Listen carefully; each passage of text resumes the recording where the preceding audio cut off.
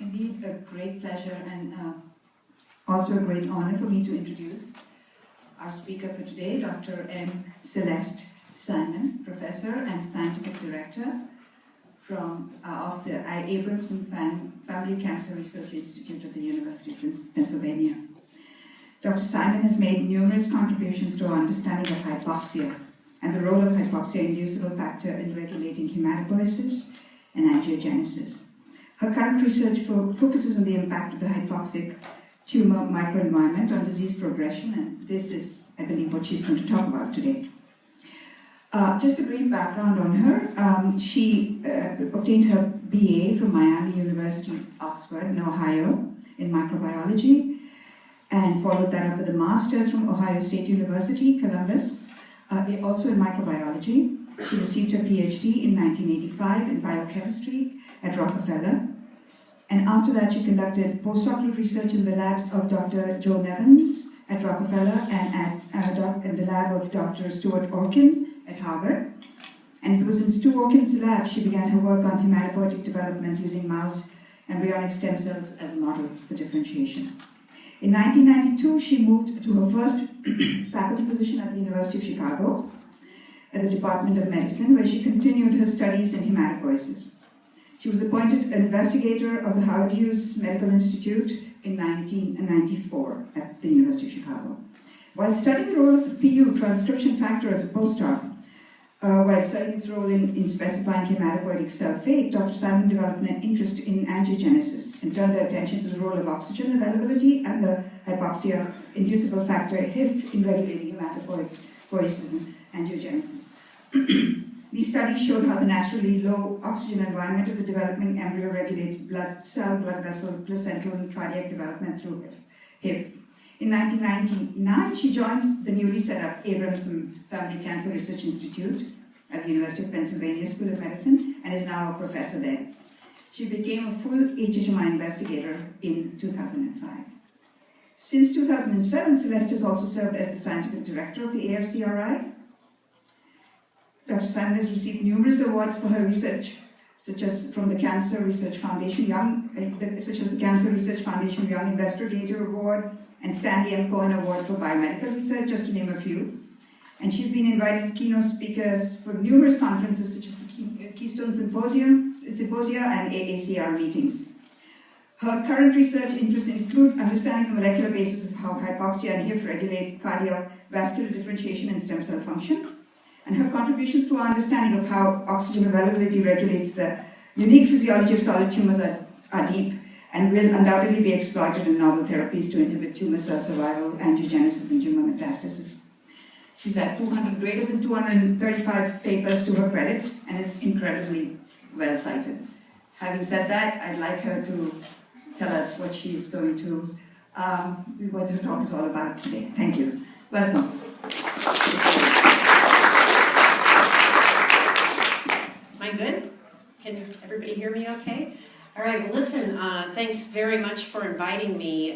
Remarkably, there's more snow on the ground in Philadelphia than there is in Minneapolis, which is unusual. We're still digging out of Winter Storm Jonas, but I was able to make it, and I really look forward to talking to many of you today to hear about what you're working on, but I'm going to take the next 45 minutes or so to tell you a little bit about what we're recently doing, which has to do with the intersection of hypoxic tumor microenvironments, changes in tumor cell metabolism, but an influence on the recruitment of tumor-associated inflammatory cells and how this affects disease progression.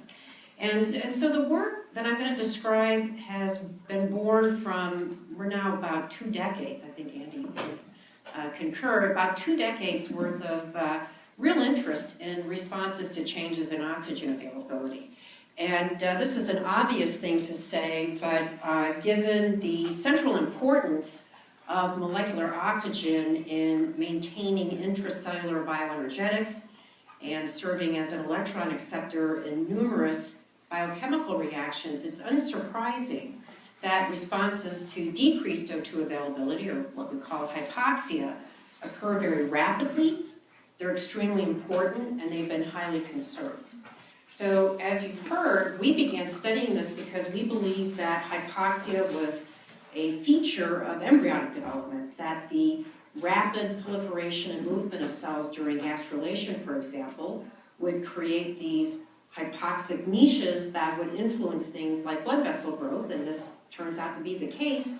So O2 availability can impact developmental programs and also regulate stem cell behaviors, particularly in utero. But it's probably obvious to members of the Department of Pathology, for example, that hypoxia is a prominent feature of many, many diseases. Good examples include bacterial infections, inflammation, wound healing, atherosclerosis, tissue ischemia, and then quite prominently the growth of solid tumors. And so what's depicted here is an initially small avascular tumor that over time can achieve a size that extends beyond the natural diffusion limits of molecular oxygen. And so this creates these microenvironmental niches where cells are simultaneously deprived not only for oxygen, but other bloodborne nutrients, things like glucose, glutamine, and lipids. And this has a major effect on the advancement of the disease, including, but not limited to, the acquisition of blood vessels, which are needed to sustain tumor growth, but also allow tumor cell dissemination during metastasis. Now, one thing that's important to point out is that studies of mutation rates, for example, in pancreatic cancer, have shown that it can take almost 2 to 3 decades for this to happen. But nevertheless, once it does, the highly stressful tumor microenvironment is an important contributor to how this disease progresses, how it grows and metastasizes. So what are some of these responses to the really ischemic environment of a solid tumor? Many of these things, in my opinion, are still understudied, but we can review what we know so far. So first of all, a number of important signaling pathways are impacted very quickly. For example, as O2 levels decline, mTOR activity also declines quite rapidly. In fact, Andy, who's sitting right there, was the first person to really make this observation, so it's kind of fun to talk about that. So the mTOR pathway is very quickly inhibited. The unfolded protein response within the endoplasmic reticulum is engaged. Low O2 is a potent inducer of autophagy, a way to recycle intracellular ingredients like glucose, lipids, and amino acids. There are a number of oxygen-consuming biochemical and biosynthetic pathways that are impacted. I'm not going to show the work today, but we've been able to show that the oxygen gradients that are typical of solid tumors actually impact things like fatty acid desaturation reactions, the introduction of double bonds. And so the production of unsaturated fatty acids in solid tumors is impacted, and it makes the cells dependent on exogenous sources of lipids, either through the bloodstream or things like macropinocytosis. And so this represents an interesting metabolic vulnerability that could be exploited. There is a growing family of oxygen-consuming 2-oxoglutarate or alpha-ketoglutarate dependent dioxygenases, and there's at least 60 of these right now. And they have diverse biochemical and biological functions that are just now beginning to be unraveled. And I'll mention that some of them are involved in oxygen homeostasis. I'll describe that in just a moment. They can be involved in collagen maturation, so this is important for the deposition of an extracellular matrix. They are also involved in regulating the methylation status of both histones and DNA. And so I'd like to suggest, and this is something that I don't think is broadly appreciated, that changes in O2 can actually impart important changes and durable changes in the epigenome. And so this is another thing that needs to now be explored in more detail. And this is something we'd like to do going forward. But nevertheless, the best characterized response to low O2 remains this large transcriptional program regulated by hypoxia-inducible factors. And if you're not familiar with these are heterodimers consisting of a constitutive beta subunit known as ARNT, and then an O2 labile alpha subunit that can be either HIF1 alpha or HIF2 alpha. And this is the way the pathway is engaged. So When oxygen is relatively abundant, the alpha subunit is extremely labile because it's hydroxylated on proline residues by another family member of that dioxygenase. These are the PhD enzymes. Hydroxylated HIF-alpha is now recognized by a multi-protein complex that includes the von Hippel-Lindau tumor suppressor, and this targets HIF-alpha for degradation via the proteasome. But then as O2 levels decline, the hydroxylations are inhibited, so the alpha subunit can accumulate, enter the nucleus, dimerize with ARNT, bind hypoxia response elements in the genome, and enhance the expression of a long list of genes that mediate hypoxic adaptations. And they all make a great deal of sense. For example, they promote glycolytic ATP production when oxygen is limiting so that the mitochondrion is less active. They promote blood vessel growth. They control rates of cell proliferation. And in fact, now we believe there's over 500 direct HIF target genes. Now, because this pathway is engaged under conditions of low O2, it's very typically found in diagnostic biopsies of human tumors from virtually every cancer I can think of. And just to show an example of this, this is pancreatic ductal adenocarcinoma, which has been traditionally thought to be one of the most O2-limited cancers. And we can readily detect HIF-1-alpha protein in the PDAC lesions, as shown here. And again, when this has been measured by electrodes, O2 levels here are less than 1%. But interestingly, we can also find HIF-1-alpha accumulate in earlier stages of the disease. This is the pancreatic intraepithelial neoplasm before O2 levels really decline. And so this really reminds me to tell you that whereas low O2 is the most potent and important inducer of the HIF system, HIF can also accumulate and become active downstream of other inputs, such as changes in oncogenes like KRAS. So KRAS is mutated in about 90% of human PDAC patient samples. So earlier events in the progression of the disease can also engage the HIF protein. And so I think we can summarize this right here, and that is that the VHL HIF system, whereas it mostly responds to changes in oxygen availability, because if O2 is available, one dioxygenase, the PhD, regulates its accumulation, and a second dioxygenase, FIH, which instead hydroxylates asparagine residues, regulates its ability to function as a transcription factor. But both of these enzymes are also responding to changes in intracellular levels of metabolites like 2-oxybutyrate, succinate and fumarate, redox balance, and iron availability. So the system is poised to respond to a number of different inputs. Okay, now I mentioned there's at least 500, maybe even 1,000 targets for HIFs, depending on the cell type. And so we suggested that virtually every step of malignant progression is in some way impacted. And that includes crosstalk with stem cell pathways. It was first appreciated that the HIFs were important for tumor growth because virtually all of the angiogenic factors, VEGF being a good example, are HIF targets. It affects rates of proliferation. It's an important regulator of local cell motility, invasion, and metastasis. But what I'm going to talk about today is how oxygen availability and the HIFs can influence cancer cell metabolism.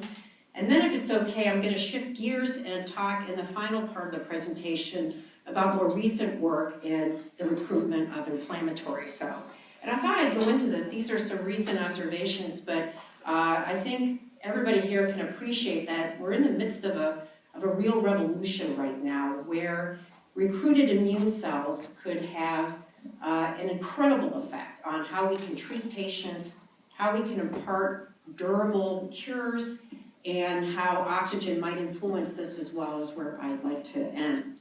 But in the meantime, I'd like to talk about metabolism. So this slide looks really complicated, but it's just the tip of the iceberg. It's just some of the pathways that can support cell proliferation. And this includes the pentose phosphate pathway, which is important for nucleotide biosynthesis, serine metabolism, important for the production of amino acids, the accumulation of intracellular acetyl-CoA, which is needed for cholesterol and lipid synthesis, and of course, rates of oxygen consumption, which support the TCA cycle. And all of this is downstream of imported glucose and glutamine. So the HIFs have been traditionally thought to regulate uptake of glucose and glutamine and rates of oxygen consumption by the mitochondrion. And it, like other stress response pathways, is important for coordinating the rates of cell division with what's really available in the environment, like glucose, glutamine, and lipids. So I mentioned that the HIFs are found in most solid tumors, many different forms of human cancer, head and neck cancer, etc. And hypoxia and the accumulation of HIF has a very strong association with poor disease outcome. But nevertheless, the relationship of HIFs to tumor progression is extremely complicated, and we like to study HIFs in the context of clear cell renal carcinoma for the following reasons. So first of all, based on histopathology, renal cancer can be subdivided into distinct types, with the so-called clear cell form of renal cancer being the most predominant. And it's called clear cell renal cell carcinoma because upon H&E staining, the cytosol is completely cleared out. And this is because these malignant cells have a propensity to accumulate both glycogen and lipids.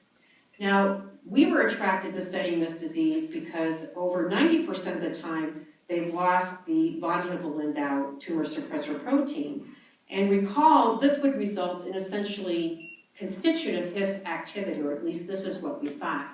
And so again, just to remind you, under normal oxygen tensions, the alpha protein is degraded because of this multi-protein complex, which includes VHL as the recognition component. This is inhibited under low O2, but if VHL is lost or mutated, the pathway is, the degradatory pathway is unavailable, and so this essentially leads to very abundant HIF protein. And we've been able to show, looking at hundreds of patient samples, that indeed less than 10%, which have wild-type VHL, don't show constitutive HIF protein accumulation, but the rest do. 60% co-express both of the alpha subunits, and 30% only express HIF2 alpha. This is a minor point for today, but this particular form of cancer is extremely dependent on HIF2. As the disease progresses, the HIF1 expressing cells convert to becoming dependent on HIF2, and there are a number of things that HIF2 is doing to promote disease progression that go beyond, for example, angiogenesis. These are highly vascular tumors, but HIF2 can promote disease progression by, for example, activating the c-Myc oncoprotein. So there's been, and we've engaged in this too, there's been extensive molecular characterization of renal cancers. This includes exome sequencing, DNA methylation patterns, RNA profiling, copy number variations, and we wanted to complement that with a pan-metabolomic assessment. And so what I'm showing you here are 20 tumors compared to adjacent healthy kidney. This is a heat map for roughly 420 distinct metabolites. And we're looking for common and consistent changes. And so, for example, you can see that the tumors consistently accumulate lower levels of components of the Areia cycle. They have more long-chain fatty acids, somewhat fewer lysolipids, changes in nicotinamide metabolism, for example. But the most impressive change, which is sort of boxed here in red, is increased abundance of metabolites that fall loosely in the category of glycolysis, gluconeogenesis, and the production of glucose-related sugars. And recall that the kidney, along with the liver, is a naturally gluconeogenic tissue. Now, we integrated the metabolomic assessment with the metabolic gene set analysis. So this is using RNA-seq data from about 480 patient samples compared to roughly 70 normal kidney tissues. And we are looking at roughly 2,700 metabolic genes subdivided into 70 different functional groups. And the most consistent change is lower expression. The most underexpressed are those involved in carbohydrate storage, which include the catalytic subunit of glucose 6-phosphatase, phosphoenolpyruvic carboxykinase 1, and fructose 1,6-bisphosphatase 1. I never thought I'd be studying carbohydrate storage. And before you all run for the doors, just give me a moment because I'd like to tell you why we think this is really fascinating. So, and no offense to any glycobiologists, I just never thought I'd be studying. So now FBP1 caught our eye because our own copy number studies had shown, and again, this is another remarkable thing about tumors, is the genome is so plastic, extensive evidence of amplifications and deletions.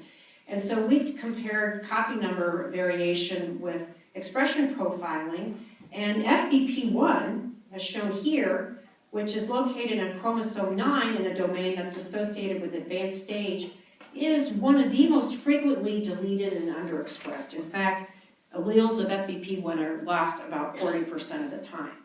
So that was interesting. Now, if people are thinking about cancer metabolism, you'll hear about the so-called Warburg effect, that cancers tend to be very glycolytic. They import a lot of glucose. In fact, this is how a lot of imaging is accentuated. You can use glucose uptake for PET imaging, broadly used in the clinics. So if tumors are supposed to be glycolytic, and that's afforded by all of these enzymes in red, the ones that are underexpressed in the renal cancers are in green, with FBP1 being the so-called rate-limiting step to allow glucose production and glycogen storage. And so it would be sort of like, well, sure, you know, if you want to be glycolytic, you would oppose gluconeogenesis. But it's more complicated than that. So we've been able to look at over 1,000 patient samples. And I should point out that renal cancer is genetically extremely heterogeneous. So even though VHL is lost about 90% of the time, beyond that, the tumors don't have high-frequency mutations in P53, P10 or RAS, and even from a single patient, if different domains of the tumors are sampled and subjected to deep sequencing, there are tremendous clonal variations, even from a single patient. Nevertheless, what we have found, along with lipid storage, which is another thing that we're studying, a nearly universal metabolic adaptation. They always vastly underexpress FBP1. So this is just histochemistry, immunohistochemistry, where the kidney tissue is dark brown and the tumors are clear, and we don't even need to put these slides under the microscope. If we just look at them on the lab bench, the brown ones are always the healthy kidney, and the clear ones are always a tumor, a very consistent change. Nevertheless, there is intertumoral heterogeneity, and so all of these renal cancers are vastly underexpressing FBP1, but even so, we can divide the patients into those that have the bottom versus the top, 50% levels of what's already, albeit very low FBP1 mRNA levels, and even so, this can stratify the patients. The bottom expressors are those that have worse outcomes. They survive more, they don't survive as well. Okay. So the presumptive cell of origin for renal cancer is epithelium of the renal proximal tubules. And HK2 is an example of healthy renal epithelial cells. And so by simply eliminating this one gluconeogenic enzyme, FBP1, this was enough to cause these normal cells to divide more rapidly in 2D culture.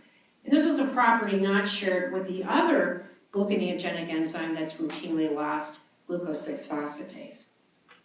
So renal cancer cell lines do not express FBP1. If we simply reintroduce it, this was enough for the cells to grow more slowly in 2D. They form augers and soft auger colonies more slowly. We lack a genetically engineered mouse model for clear cell renal carcinoma. I'm going to come back to that, but in xenograft assays, reintroduction of FBP1 was enough to cause the tumors to grow more slowly. So what about the predicted metabolic effects? Again, this is what we anticipated. If we eliminate FBP1 in epithelial cells, indeed, they become more glycolytic. This is evidenced by more glucose uptake and lactic acid secretion. And then our metabolic studies, based on isotopomer distribution studies, showed that there was increased entry of glucose carbons into the TCA cycle, looking at, for example, the abundance of malate and citrate. So this is what we expected. If we take the gluconeogenic enzyme away, the cells indeed become more glycolytic. If we put FBP1 back into the renal cancer cell lines, as we expected, they would become less glycolytic. So decreased glucose consumption, lactic acid secretion, and decreased entry of glucose carbons in the TCA cycle. I'll just mention that there's all these other very interesting metabolic things going on that we're trying to deconvolute. But one of the most abundant changes in a metabolite is actually reduced glutathione. And we think we're getting a handle why that is, but I think the fact that these tumors tend to have so much of an antioxidant pathway may in part explain why they're traditionally known to be extremely resistant to both radiotherapy and cytotoxic chemotherapy. But that's an aside. So all of that kind of makes sense so far. But then this is where things got really surprising and interesting to me. So going back to the RNA-seq data and dividing the cancers into those that have lower FBP1 expression versus those that have high FBP1 expression, and looking at a signature for roughly 50 HIP target genes, we're able to show that FBP1 negatively correlates with HIF activity. So more FBP1 means that there's less HIF activity, lower abundance of HIF target genes. And this is still something that's very surprising and remarkable to me, but this is becoming a recurring theme. And so that is that FBP1 is not only the cytosol, where you would expect a metabolic enzyme to reside, but it's actually also in the nucleus.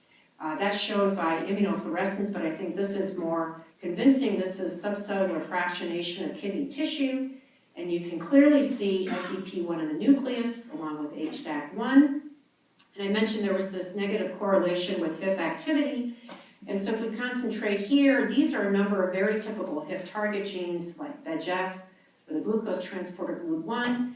And if we reintroduce wild-type FBP1 into these cells, these different HIF target genes are underexpressed. If we tag FBP1 with a potent nuclear export sequence, so it's no longer in the nucleus, as shown here, the ability of FBP1 to inhibit HIF in the nucleus is significantly attenuated. So FBP1 has a daytime job in the cytosol, where it's regulating flux between gluconeogenesis and glycolysis, but it has a nighttime job in the nucleus. I didn't expect to see it there, but it's there, and it's influencing HIF activity. In fact, it's physically associating with both HIF1 alpha and HIF2 alpha. So I'm showing that here by immunoprecipitation. You can clearly see that antibodies to HIF bring down FBP1. The opposite works, and I won't show you today, but we can even chip FBP1 at HREs within the chromatin. So we have this metabolic enzyme that's in the nucleus and sticking to an important regulatory factor and modulating its activity. It restrains HIF activity. So FBP1 can be divided into an N-terminal regulatory domain and a C-terminal catalytic domain. Changes in glycine 260 are naturally occurring mutations that render this enzyme completely catalytically dead, as shown here.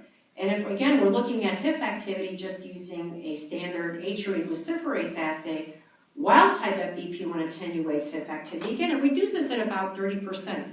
It's modulating its behavior.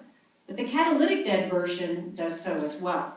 So the ability to modulate HIF function at HREs within the chromatin seems to be completely distinct from its behavior as a catalytic factor. And so I mentioned before that reintroduction of FBP1 into renal cancer cell lines slows their rate of growth. The catalytic dead one also does so, although not as well.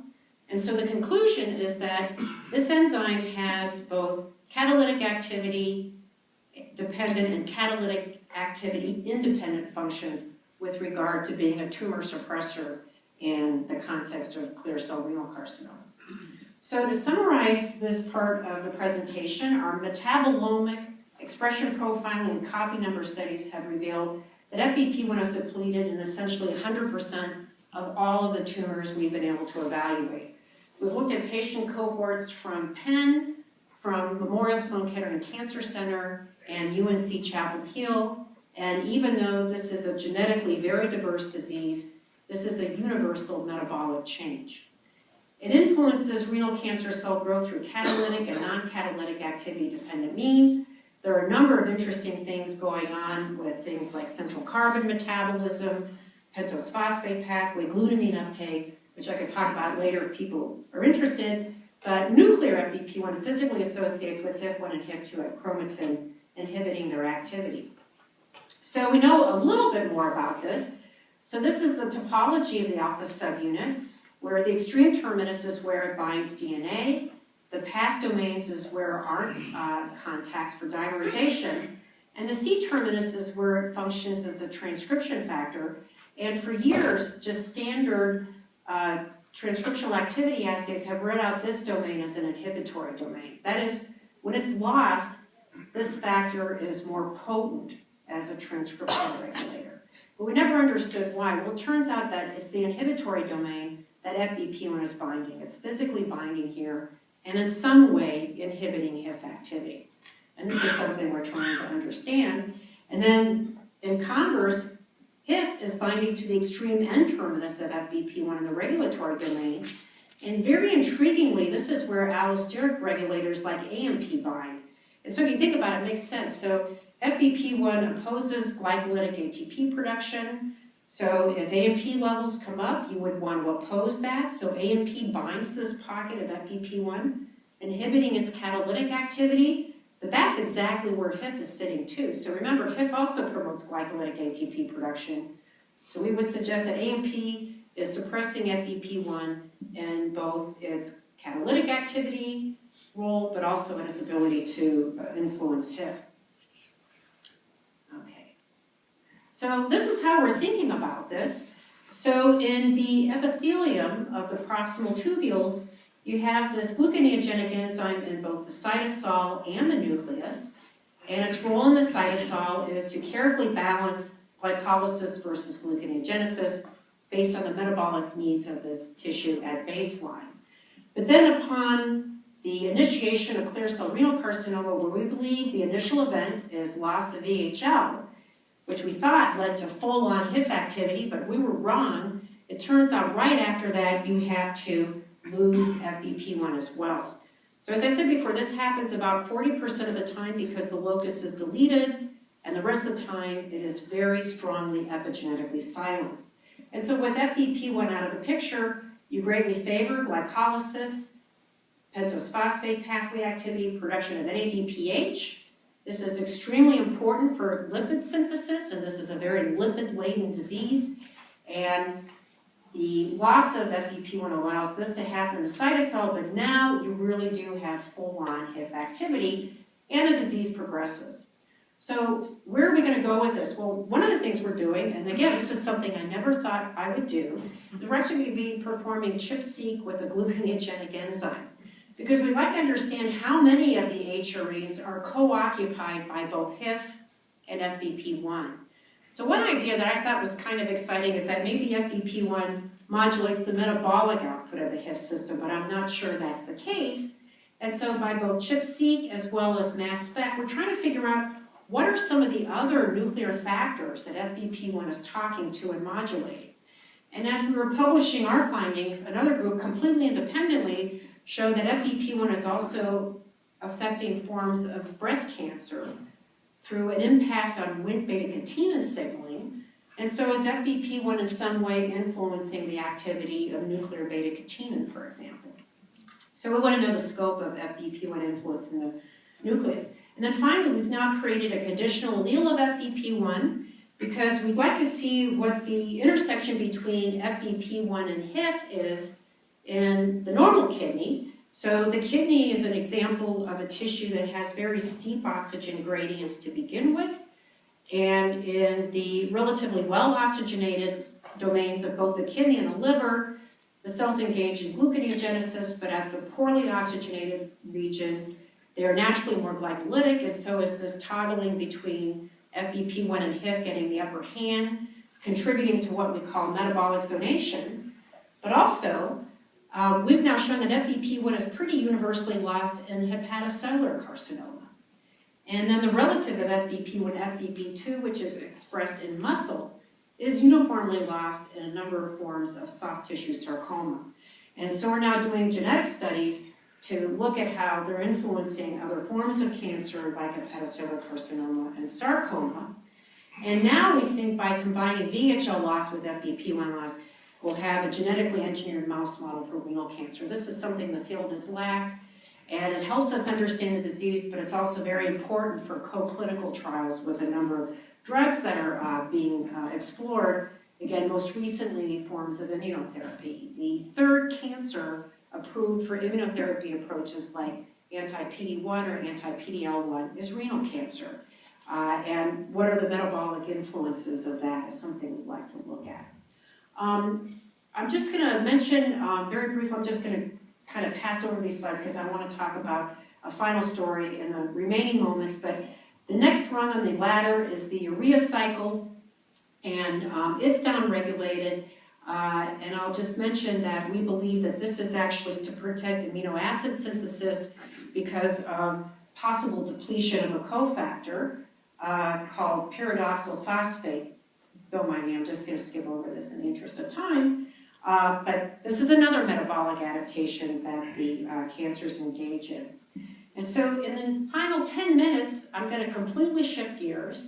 The reason being is that hypoxia influences many aspects of cancer progression, but I thought I would mention this most recent story, again, because we find it interesting, but as I said, you know, we're living in a very interesting time where I think all cancer treatment is going to be influenced by the ability to modulate the immune system in a way that we didn't predict. So I'm now going to discuss another cancer that's traditionally known to be extremely hypoxic, pancreatic ductal adenocarcinoma. It's a very deadly disease with abysmal survival rates of 6% after 5 years.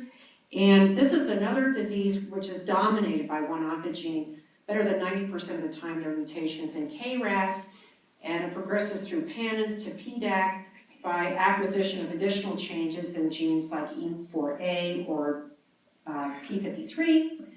And there's an excellent mouse model of this disease. Actually, it was created by Dave Tuvison when he was at Penn, broadly used by people in the field, where KRAS is activated with or without P53 loss in pancreatic epithelium. This results in PANNs at 2 months, and as the mice age, they progress to frank PDAC. Now, using an imaging modality for hypoxia, as the PANNs grow and become PDAC and D, they're quite hypoxic, and this coincides with the accumulation of HIF1 alpha in this model. So it makes sense to eliminate an important oxygen sensor in such a hypoxic tumor, and while not terribly imaginative, we thought this was important to do, and so we eliminated HIF1 in the pancreatic epithelium with P48-Cre. This is fine. The pancreas is fine. The mice are born at Mendelian ratios, and they seem to be completely normal, and the pancreas seems to be functional based on things like glucose tolerance tests. So the postnatal pancreas can do just fine without HIF1 alpha. But now what if we layer in a mutation in KRAS? And now you see that the pancreas gets extremely aberrant. The overall structure of the tissue is extremely different. It's quite fibrotic. And based on CD45 immunostaining, we see a big influx in recruited inflammatory cells. One thing that's very interesting is to understand the stroma and how it's contributing to disease progression. But for the moment, we wanted to understand what the immune cells were doing. Now, what we didn't expect to see, but this is clearly the case, is that in the absence of HIF1, the early forms of the disease, the PANNs, if anything, progress more rapidly. We believe at late stages, HIF1 would contribute to further progression of disease, but at the early stages, it, if anything, restrains the number and progression of PANNs. Nevertheless, this coincides with the increased recruitment of intrapancreatic immune cells, as shown here. This is immunophenotyping by flow cytometry. And we can look at macrophages, myeloid-derived suppressor cells, dendritic cells, T cells, and B cells, and absolute numbers of these cells are going up throughout, but it was based on ratios that the B cells were the most prominent. So we're seeing increased numbers of B cells coincident with advanced disease progression by both flow cytometry and immunostaining. We've gone back to our bank of human samples, and although nobody's paid much attention, the human samples accumulate macrophages. They're surrounded by T cells, but they also have, an influx of B cells, as shown here. Now, like all immune cells, B cells can be both tumor suppressive and tumor promoting. T cells are like this, macrophages are like this based on phenotypic skewing. But with regard to B lymphocytes, they can either support anti-tumor activity by influencing macrophage activity via the production of immune complexes, but they can be immunosuppressive because they can secrete TGF-beta, which influences the production of an outgrowth of inhibitory cells, the so-called T regulatory cells. They can also secrete this broadly immunosuppressive cytokine IL-10. So we're seeing more B cells in these tumors. Coincident with advanced progression, are the B cells really contributing? And we were able to do this by treating the mice with B cell depleting antibodies, anti-CD20, and we're doing this up to 3 months of age, and it works very effectively. There's many fewer B cells in either the pancreas, the spleen, or their circulating blood.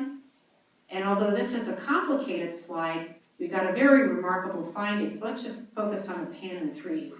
The KRAS mutant mice have more PANN3s. If we deplete B cells, their numbers decline. And this is the HIF-1 alpha deleted pancreatic lesions. The administration of B cell depleting antibody brings their numbers back to baseline. So we believe that B cells indeed are pushing the disease. And this also affects their ability to make microinvasive lesions.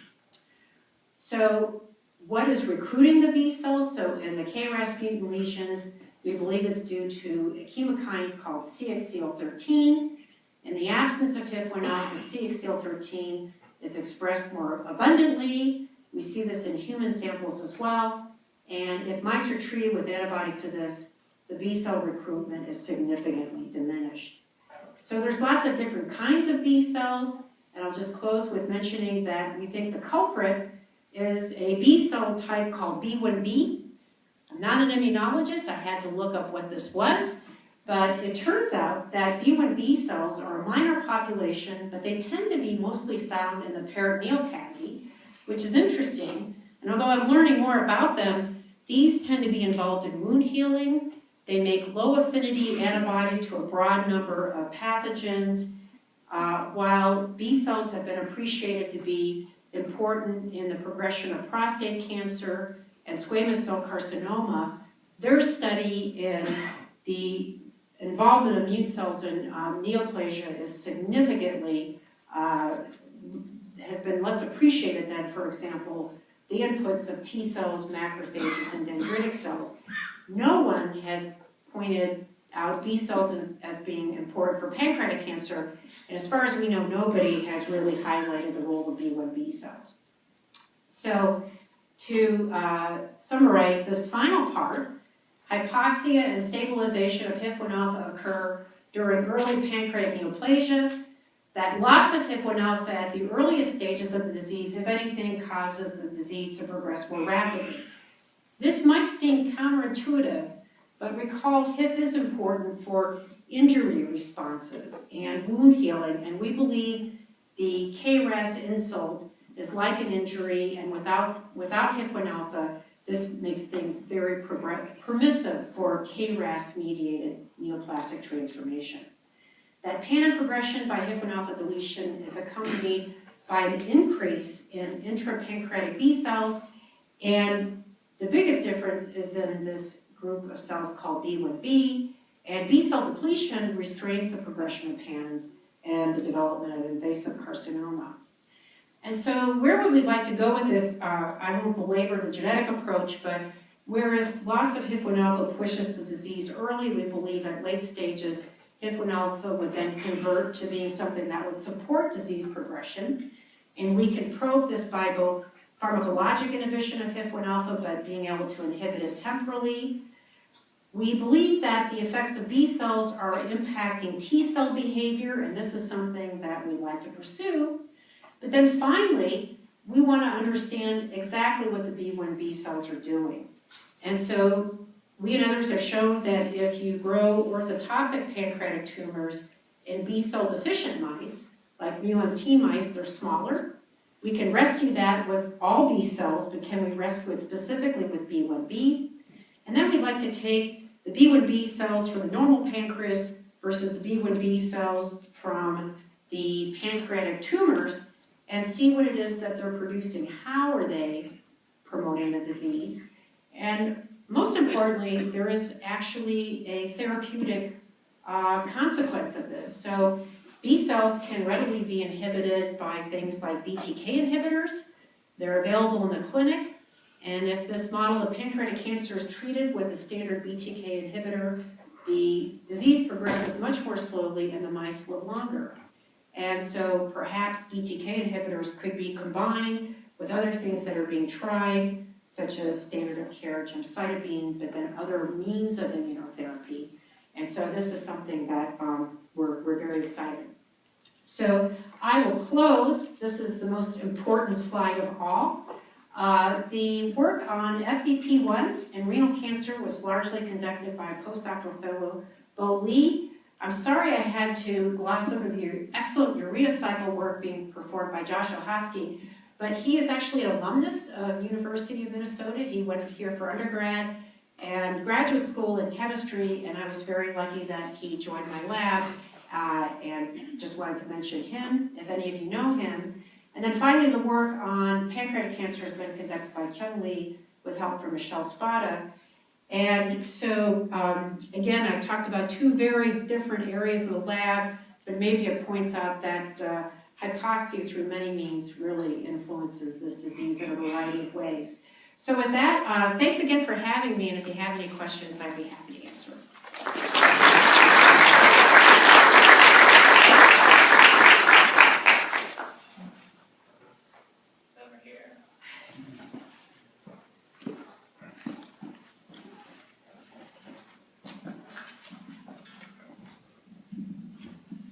Hi, that was beautiful.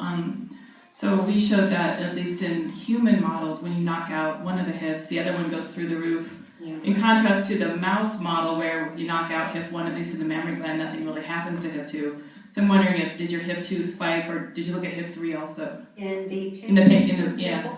Right, very important question. In fact, in human renal cancer, that's the best example of that kind of thing.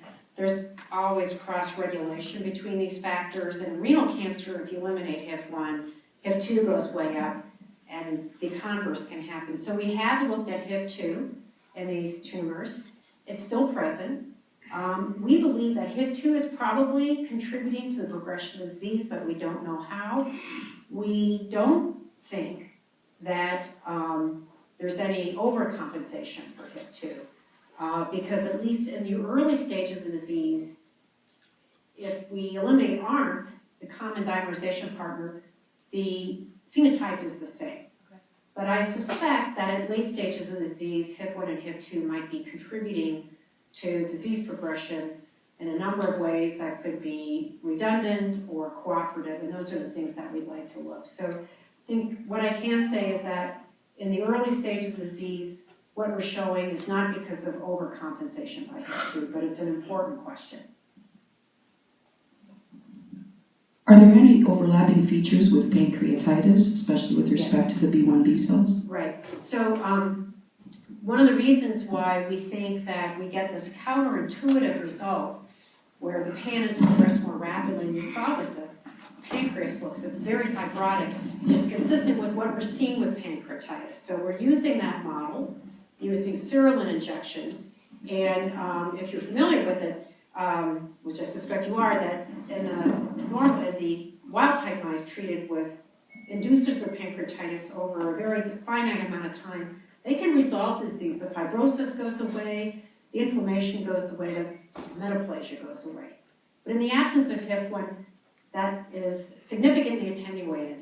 At the same time point, they're still quite fibrotic. They have a lot of inflammatory cells, and they haven't resolved the metaplasia that's consistent with what happens. And so, again, we think in this setting, HIF1 is involved in disease resolution, in the production of pathways that reverse the effects of the pancreatitis. And so we think it's consistent with the fact that they can't resolve the PANs in much the same way. So I mentioned that there's a lingering of immune cells, and we're beginning to look at that. So I don't know if B1B is going to be important here as well, but it's a really interesting question.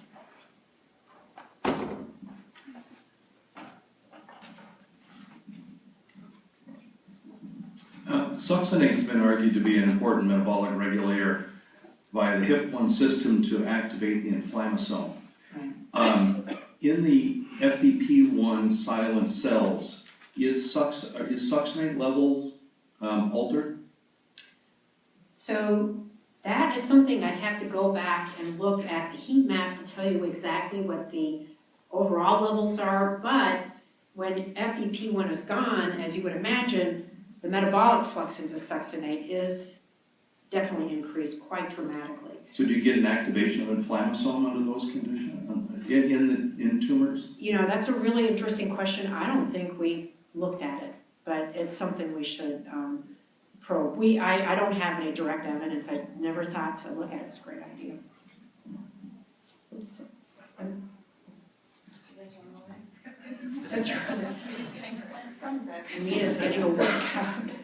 Okay, I have two questions. The first one is about the last part, the B1 B cells, and I'm kind of surprised that you specifically get B1 B cells, since I would have thought all B cells would respond to CXCL13. Right. And so my question is there any evidence maybe that these are antigen-specific B1 B cells that are being recruited Right. here, perhaps? Are you getting... Right. So maybe what I should point out is that there's more B cells in the pancreatic tumors than the normal pancreas. And the, in fact, there's an increased number of the so-called B regulatory component. And that's just the KRAS mutation. What distinguishes the KRAS mutant mice from the KRAS HIP1 alpha double mutant mice is this B1B population. And so our antibody treatment has taken all B cells out of the picture. We published this paper at the same time as it just came out actually as papers from Lisa Cousins' lab and Dafna Barsegi. And the overall net conclusion of the three back-to-back-to-back papers is that multiple B cell populations are important, so-called IL-35 populations, the B regulatory population, although not everybody likes that term, but at least the antibodies that we're using would be consistent with that. And then we're also showing that this other population, B1B, contributes as well. So I'm not saying B1Bs are the only B cells that are playing a role, but this is the one that is the most changed if we take HIF1 alpha out of the picture. We're now looking at them. Are they clonal, et cetera? This is what we're trying to study right now. Okay, and then the second question has to do with the first part with the FBP1 studies. Do you know anything about what regulates how FBP1 gets into the nucleus? Yeah. And whether does it actually drag HIF1 out of the nucleus in addition to? Right, so how nuclear import is regulated by FBP1 is a big black box. We know a little bit more about the related enzyme FBP2. So FBP2, which is very similar, and this is mostly in the muscle, FBP2 has a traditional nuclear import sequence that if it's deleted, it's not in the nucleus, and adjacent to that are consensus sites for phosphorylation. So, and it looks like this is in our work, but most recently, as muscle progenitors develop, nuclear content for FBP2 is changing. So we believe that that is definitely regulated. We'd like to understand what's happening with FBP1, and those are the kinds of things that we're studying. Whether FBP1 is taking HIF out of the nucleus, our model, which is consistent with our chip-chip experiments, is that if HIF is at the HREs, FBP1 is affecting it at the site of chromatin. And so we believe that it's influencing the ability of that chromatin-associated complex to recruit the positive transcriptional co-activators, maybe like P300, but we still don't know how. That's So you don't see these complexes out the cytoplasm ever? No, we have not. We actually think this is, you know, if you think about the healthy tissue where HIF would only begin to become more abundant sporadically and at lower levels, if you want to keep it off, FBP1 could bind there and influence it. But I think it raises questions about subnuclear metabolic hubs. And I should point out that there's other metabolic enzymes that are being found in the nucleus, like ATP citrate lyase, and we think that this is now helping to set up contributors to histone acetylation, for example, acetyl-CoA availability, methyl donors. So this is an ongoing larger area of research now. Question.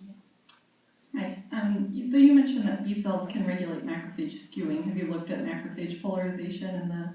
Right. So we looked very superficially by flow, just seeing if the numbers of so-called M1 macrophage markers and M2 macrophage markers are changing. We're not seeing changes in numbers, but of course we have to delve much more deeply into function. So that's as far as we were taking it. I will say though, if we're making any progress along these lines, is that with the PX, the T cells tend to be kind of excluded. That's why they're dysfunctional. When I talk to people that really know what they're talking about here. But what we are seeing is that when we eliminate the B cells with the antibody, the number of T cells in the actual lesions is going up. And so maybe that's why the B cells are having this influence, or yet another means of keeping the T cells out and dysfunctional. So I'll give myself the privilege of asking the last question. So I was really interested in the allusion you made to NADPH being important with FBP1. So clearly, when you have an NADPH being made through the pentose phosphate pathway, you're not making nucleotides here. It's coming right back and going into gluconeogenesis again. So FBP1 here is not contributing to cell division. But it would be if there were gluconeogenesis in cancers, for example, right? So it's an interesting phenomenon where it's only for the NADPH that you're using glucose for the for the pentose phosphate pathway, which is a little different. Right. So I think that's absolutely right. I think that might be one of the most important outputs here, although nothing happens in a vacuum. The work I kind of strove through because I wanted to get to the pancreas story actually shows how nucleotide synthesis is being supported by the changes in the Areia Cycle enzymes. And we can talk about this more, but part of that is to allow aspartate levels to accumulate, which supports nucleotide synthesis, but also other outputs of the pathway are clearly changing the abundance of pyrimidine and purines. And so we think that that is the way the production of nucleotides is being supported in this particular cancer. That seems to be more in the domain of changes in the Areia cycle, whereas this has to do more, you're right, I think with NADPH production and glutathione synthesis quite likely. Okay, thank you very much.